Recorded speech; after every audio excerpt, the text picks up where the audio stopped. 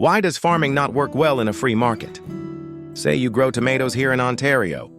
People like tomatoes, they're in all the stores, there are industrial canneries, people buy them all the time. But you don't have tomatoes all the time. Even if you try to spread out your planting, pretty much every single tomato in Ontario has to be harvested in a 4-6 week window in the summer.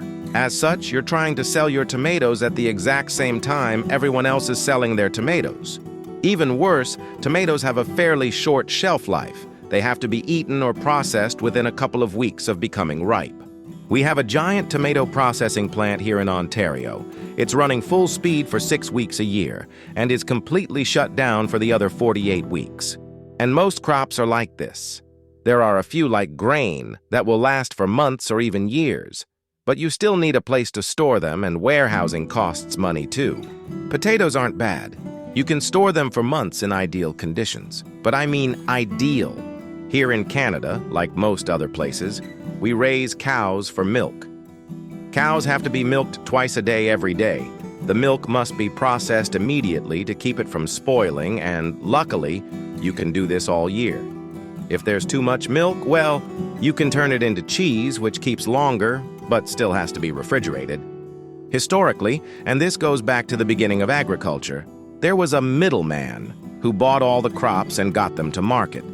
Farmers needed to sell their crops right away, or face ruin. The middlemen made all the profit.